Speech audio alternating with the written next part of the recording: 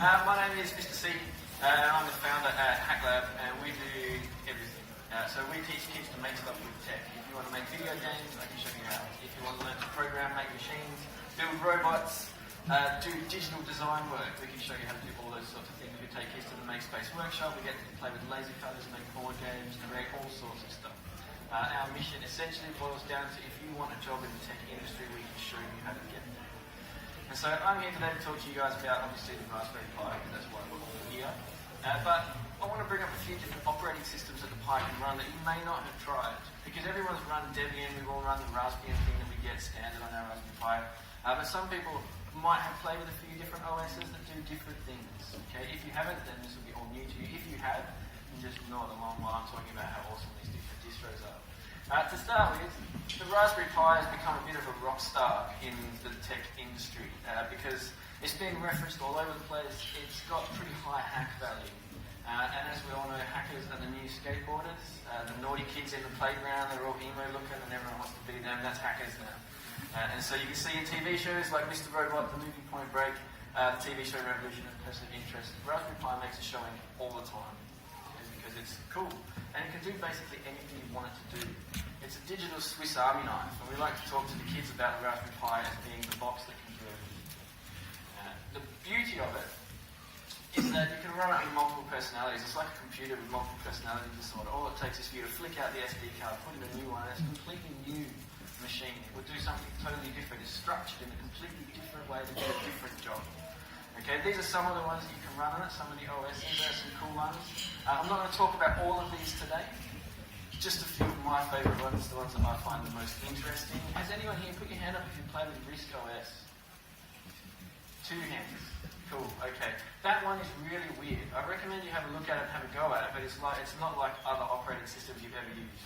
That's about all I'm going to say about it today, because it doesn't have a huge amount of utility for me. But if you want to try something different, something you've never seen before, RISC OS is a really cool way to play around with the Raspberry Pi. It will have a very steep learning curve, I'll warn you now. So, the ones we're going to talk about. The first one, LibreElec. It used to be OpenElec. But the team who used to make OpenElec, they've all now moved on and they're producing LibreElec. There's still one guy, I think, working on OpenElec. So, I'm going to talk about this one. What's it for? It's basically Kodi. So, you've probably heard about Kodi, and I think this is worth taking a couple of minutes to discuss because we're all techies here and we all understand that piracy exists. So, for those of you who don't know, and it's been in the news, Kodi is what used to be XBMC. So the Xbox Media Center, which looks like that in the top corner. Kodi is a software application that you can run, which will allow you to turn your computer, any computer, into a media streaming device. Okay? So you can connect your Netflix, you can connect up your Amazon Video, you can watch YouTube through it, you can do all sorts of things. It effectively makes your TV a smart TV if you connect a computer. The funny thing that's happening with Kodi at the moment is because it's open source, people are producing their own add-ons, their own little bits that you can clip onto the end of the Kodi software that can do some things that are not necessarily legal.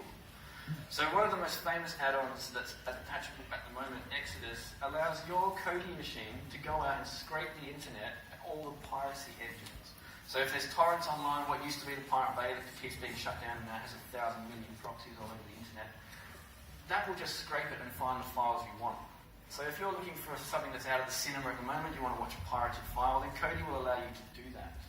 And it's all over the news at the moment because entertainment industry is obviously worth lots of money and they're trying to shut it down. The difficulty they're having is that the EU has declared that to be a legal thing to do. So the EU High Court actually mandated that using an add-on like Exodus inside Kodi is not illegal because you never actually own the file you're watching. Okay? They've said that it's not illegal for you to access online content that's pirated. It is illegal for you to own a copy. But because Kodi never actually puts a copy on your machine, you're not breaking any laws. So they're having a real tough time at the moment trying to get through that.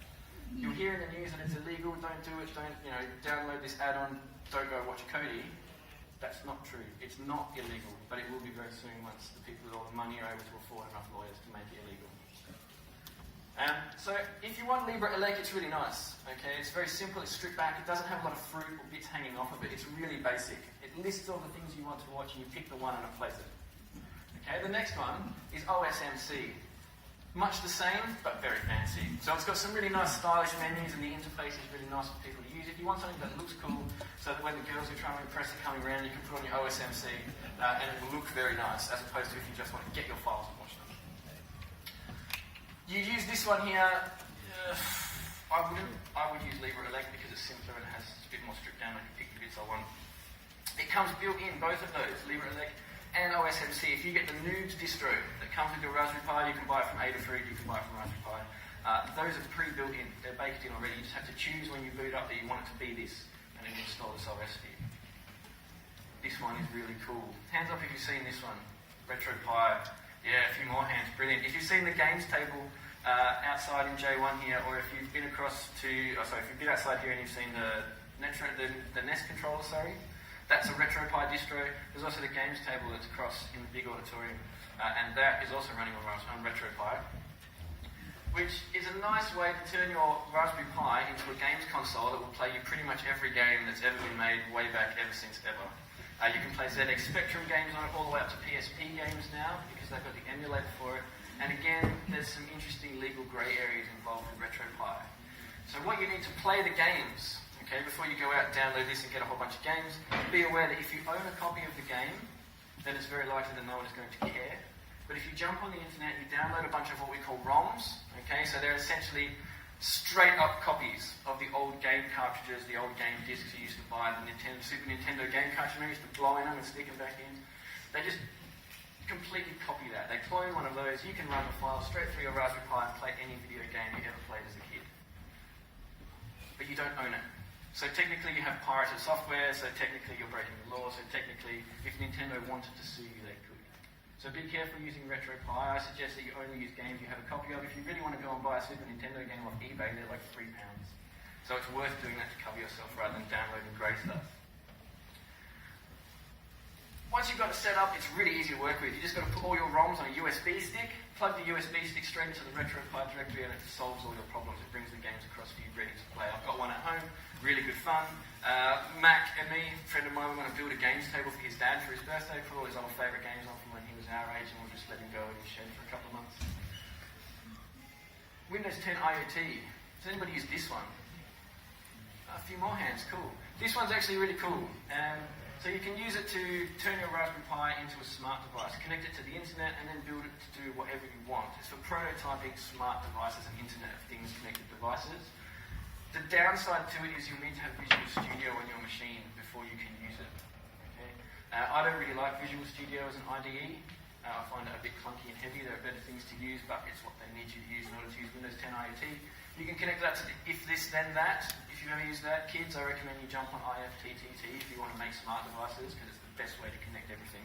Very simple, very easy interface, and you can link anything up, make anything smart. We're actually working on a course now. We're going to teach kids to build their own Alexa skills, so that you can build a voice control app that will do all sorts of things.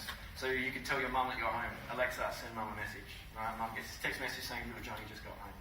Fantastic. Why not? Useful skill. If you want it, you can get it from Microsoft development website. You can see at the bottom, developer.microsoft.com.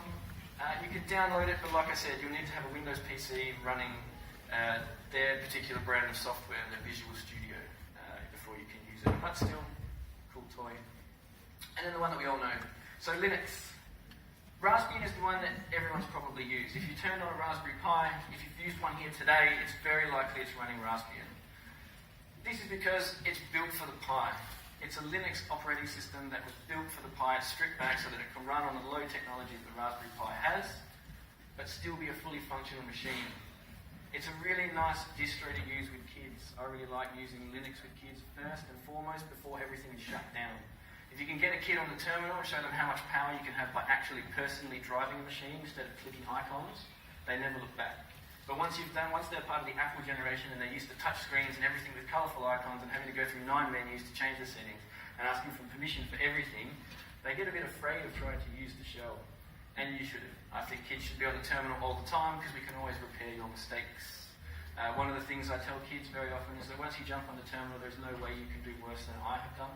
I bricked my dad's computer twice in the same week when I was about 9 or 10 by bombing around the operating system and just seeing if delete everything actually worked as a command. It does. It does work. Don't do it.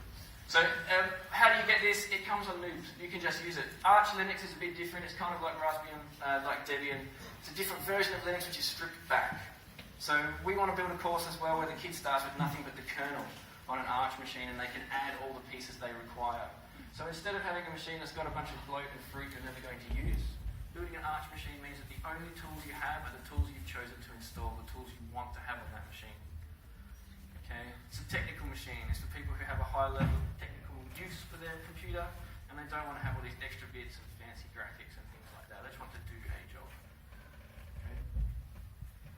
This one's my favourite one.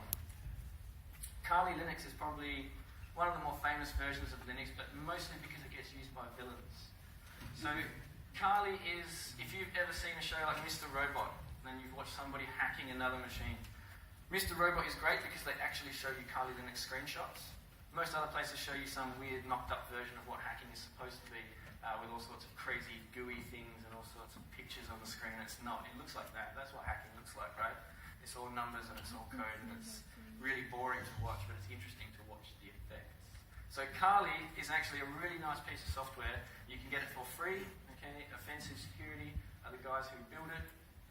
And the idea of that is that it's a penetration testing machine, which is a really nice way of saying it's built to hack other people's computers. Kali has got over 600 tools in it that you can use to hack other people's machines from all sorts of different things. So one of the kids that we teach, Seth, he uses Fern Wi-Fi Cracker, which allows him to go onto Wi-Fi networks, test their security, basically brute force any WPA password. If he knows you, then he can start building a dictionary that thing will start testing first. So he knows me, he'll start putting in words that I would highly likely use and delete alterations to those words. Once he's done that, Fern will just bash that away until it's broken into my Wi-Fi. And that comes standard on Linux, on Kali Linux. The idea is that security professionals, people who, if I hired you to come and check out my building, my company, I want to know how secure it is, one of those guys would use Kali. He would come into my building, he would attempt to hack into my network, he would attempt to break into other people's computers inside my building, and he'd find where the weak links were. One of the guys I know, Jamie, that's his whole job. His whole job is to be James Bond, Super Cyber Ninja. And one of his jobs, he sat across the road from a building for 3 weeks, watching the comings and goings in the building. He worked out that every Friday at 3 p.m, the pizza man would come to the building and get let straight through security, never get asked because it was Pizza Friday. So he got a job at Domino's. He decided that he was going to be the guy who made this delivery. He just took a pizza on his day off, put his Domino's uniform on the Friday, walked straight into this building, straight up to their server room, let himself into the server room, took a whole bunch of selfies in front of their server, like this. I check it out, and sent it to the boss and said, yeah, digital security is not your problem. It's physical security. Because once he was in, he could use Kali Linux to jack anything in the system. Once he was inside that building, he had the tech to take them over. Free operating system. If you want to teach yourself to hack, I highly recommend it. If you want to learn how to hack, then you can come and see me and I'll let you hack my networks. I encourage you not to go out and try and break into networks in anybody else's house, anybody else's building. Don't set up evil access points in public areas, all of these sort of things I'm supposed to say as a disclaimer before I go on much more about Kali. But I recommend it. If you want to have a go, if you want to learn to hack, Kali is there. There are so many tutorials. The community for Kali is huge. Everybody who's out there building things, it's open source and they want you to succeed. They want it to be better. Some of these guys are heroes. Some of these guys are villains. But what's the difference between a hero and a villain? It's what you do with the superpowers you have. If you're able to go in and break people's networks and destroy things, and you do, that makes you a villain. If you go in and you work out how people's systems are weak and you break their systems and show them how to make them stronger, that makes you a hero. We tell that to all the kids that come to us. I will teach you to hack if you want, but you need to do the right thing with it. It's like teaching karate. You take kids in, they do a karate lesson. You're teaching them to hurt other people. That is the crux of what you are teaching them. But the reason you teach them is the important thing. And what they do with those skills is even more important. Every time you go to a karate lesson, your teacher tells you, I'm teaching you to punch people so that you don't punch people. Anytime somebody comes to attack you, you need to be able to protect yourself. And that's what Kali is for. If you can understand how the network works, if you can understand the security on your system, then you can protect yourself and others from these bullies who also know how the system works and are going to exploit their ignorance. That's the message we want to get across to kids when they use Kali. And that's something I want to make sure that I get across to you today. If you are going to start to learn to hack, amazing. I will support you however I can. Come and see me. But if you start doing bad things with that hacking, then I'll be the first person to dob you in. Because that's not why you should be learning it. That is not the important part about hacking. Okay? We're seeing the internet fall over on a daily basis because there are people out there who are abusing the skills and the power they have. we need to start training a whole generation of younger people who have the same skills, who can come out and stop the bullies in the playground from doing what they're doing. Happy birthday, Raspberry Pi. Well done, guys. You've built a whole bunch of stuff, an amazing machine, a really cool thing that people can use to create whatever they want. You can run any of these OSs, guys. If you've got any questions about anything that we do, any of the OSs we run, any of the stuff that I've talked about today, feel free to come up and see me. We're going to be wandering around. Okay, you can see Mac as well. He's up there. Mac, wave to everybody. Okay. If there's something you're interested in, if you want us to teach you or your kids or your school or anybody else something, come and see us. We'll help where we can. Does anybody have any questions? That means I've either done a really good job or a really terrible job. Yes? Is there a real-time operating system for the Raspberry Pi? Sometimes when you do things, the Pi does a bit of housekeeping and maybe a servo jitter, or is there anything that allows it to just do things all the time, real time? You can strip it back. So the reason you get some of those things happening is when you get conflicts in the OS at times. Arch, if you strip it back and only put the tools on that you require, there's less likely for those sort of conflicts to happen. But aside from that, I'm not really sure. That's a really good question, which I'll look into. If you come see me afterwards, I'll give you my card and we'll work it out. Cool. You talk about yourself teaching kids. Is there any upper age limit for it, or is it just... We take kids 8 to 16. But if you're older and you want to learn stuff, then I'll definitely teach you or help you out or introduce you to somebody else who can help you. Once you get past 16, we find that the group setting doesn't work as well. So you can teach people in a large class, but adults and stuff, it's easy to go one-to-one because they pick it up so much faster.